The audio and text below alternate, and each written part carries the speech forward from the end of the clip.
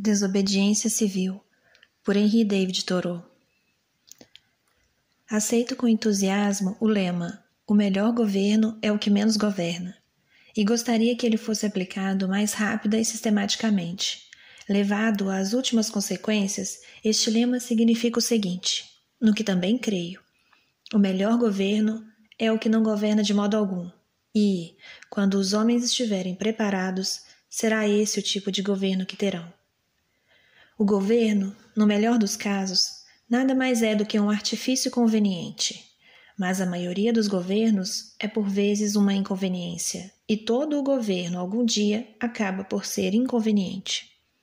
As objeções que têm sido levantadas contra a existência de um exército permanente, numerosas e substantivas, é que merecem prevalecer. Podem também, no fim das contas, servir para protestar contra um governo permanente. O exército permanente é apenas um braço do governo permanente. O próprio governo, que é simplesmente uma forma que o povo escolheu para executar a sua vontade, está igualmente sujeito a abusos e perversões antes mesmo que o povo possa agir através dele. Prova disso é a atual guerra contra o México, obra de um número relativamente pequeno de indivíduos que usam o governo permanente como um instrumento particular. Isso porque o povo não teria consentido, de início, uma iniciativa dessas. Esse governo norte-americano, que vem a ser ele, se não uma tradição, ainda que recente, tentando se transmitir inteira à posteridade, mas que a cada instante vai perdendo porções da sua integridade? Ele não tem a força nem a vitalidade de um único homem vivo, pois um único homem pode fazê-lo dobrar-se à sua vontade. O governo é uma espécie de revólver de brinquedo para o próprio povo, e ele certamente vai quebrar, se por acaso os norte-americanos o usarem seriamente uns contra os outros, como uma arma de verdade. Mas nem por isso ele é menos necessário, pois o povo precisa dispor de uma ou outra máquina complicada e barulhenta para preencher a sua concepção de governo. Desta forma, os governos são a prova de como os homens podem ter sucesso no ato de oprimir em proveito próprio, não importando se a opressão se volta também contra eles.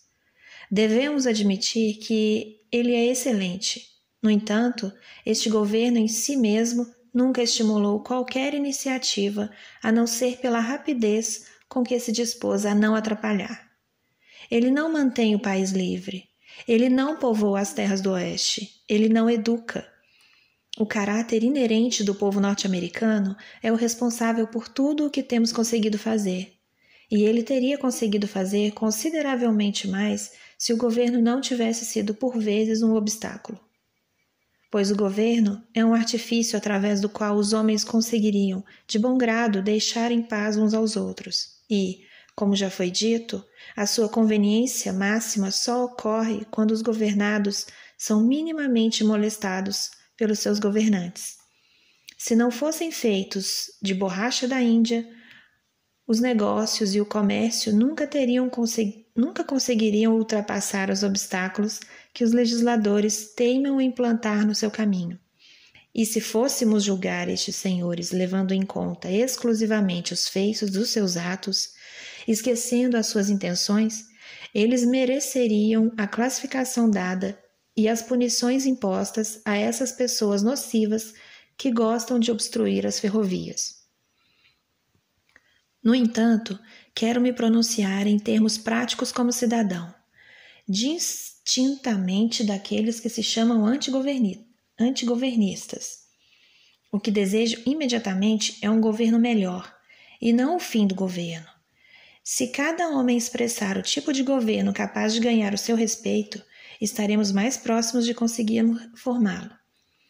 No final das contas, o motivo prático pelo qual se permite o governo da maioria e a sua continuidade, uma vez passado o poder para as mãos do povo, não é a sua maior tendência a emitir bons juízos, nem porque possa parecer o mais justo aos olhos da minoria, mas sim porque ela, a maioria, é fisicamente a mais forte.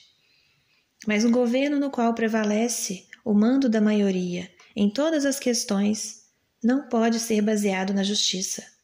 Mesmo nos limites da avaliação dos homens, não será possível um governo em que a maioria não decida virtualmente o que é certo ou errado, no qual a maioria decida apenas aquelas questões às quais seja aplicável a norma da conveniência. Deve o cidadão desistir da sua consciência, mesmo por um único instante ou última instância, e se dobrar ao legislador? Por que então estará cada homem dotado de uma consciência? Na minha opinião, devemos ser em primeiro lugar homens, e só então súditos.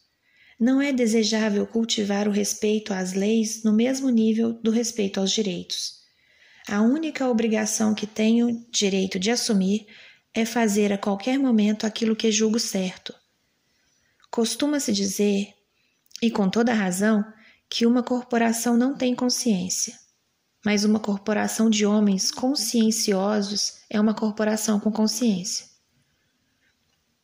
A lei nunca fez os homens sequer um pouco mais justos, e o respeito reverente pela lei tem levado até mesmo os bem-intencionados a agir cotidianamente como mensageiros da injustiça. Um resultado comum e natural de um respeito indevido pela lei é a visão de uma coluna de soldados, coronel, capitão, cabos, combatentes e outros, marchando para a guerra numa ordem impecável, cruzando morros e vales, contra a sua vontade e, como sempre, contra o seu senso comum e a sua consciência. Por isso, essa marcha é muito pesada e faz o coração bater forte. Eles sabem perfeitamente que estão envolvidos numa iniciativa maldita. Eles têm tendências pacíficas. O que são eles, então? Chegarão a ser homens? Ou pequenos, fortes e paióis móveis, a serviço de algum inescrupuloso detentor do poder? É só para visitar o estaleiro naval e contemplar um fuzileiro. Eis aí o tipo de homem que um governo norte-americano é capaz de fabricar ou transformar com a sua magia negra.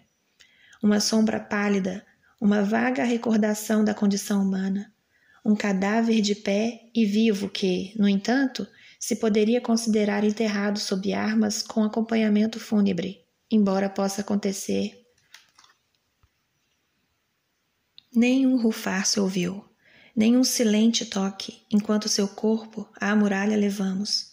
Nenhum soldado disparou seu tiro de adeus sobre o túmulo onde nosso herói nós enterramos. Desta forma, a massa de homens serve ao Estado, não na sua qualidade de homens, mas sim como máquinas, entregando seus corpos. Eles são o exército permanente, a milícia, os carcereiros, os polícias, posse comitatus, e assim por diante. Na maior parte dos casos, não está qualquer livre exército à escolha ou avaliação moral.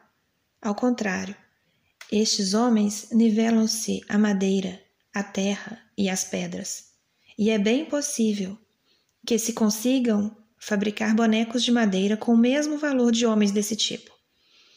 Não são mais respeitáveis do que um espantalho ou um monte de terra. Valem tanto quanto cavalos e cachorros. No entanto, é comum que homens assim sejam apreciados como bons cidadãos.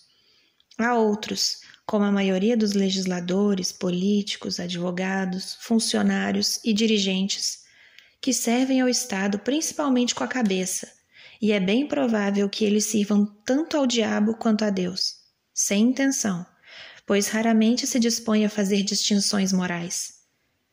Há um número bastante reduzido que serve ao Estado, também com a sua consciência, são os heróis, patriotas, mártires, reformadores e homens, que acabam por isso necessariamente resistindo, mais do que servindo. E o Estado trata-os geralmente como inimigos. Um homem sábio só será de fato útil como homem, e não se sujeitará à condição de barro, a ser moldado para tapar um buraco e cortar o vento. Ele preferirá deixar esse papel, na pior das hipóteses, para as suas cinzas. Nasci pobre demais para ser propriedade. para ser segundo no comando, ou serviçal utilizável e instrumento de qualquer soberano estado deste mundo. Os que se entregam completamente aos seus semelhantes são por eles considerados inúteis e egoístas, mas aqueles que se dão parcialmente são entronizados como benfeitores e filantropos. Que comportamento digno deve ter um homem perante o atual governo vigente nos Estados Unidos? A minha resposta é que ele inevitavelmente se degrada pelo fato de estar associado a ele. Nem por um minuto posso considerar o meu governo uma organização política que é também o governo do escravo. Todos reconhecem o direito à revolução, ou seja, o direito de negar lealdade e de oferecer resistência ao governo sempre que se tornem grandes e insuportáveis a sua tirania e ineficiência.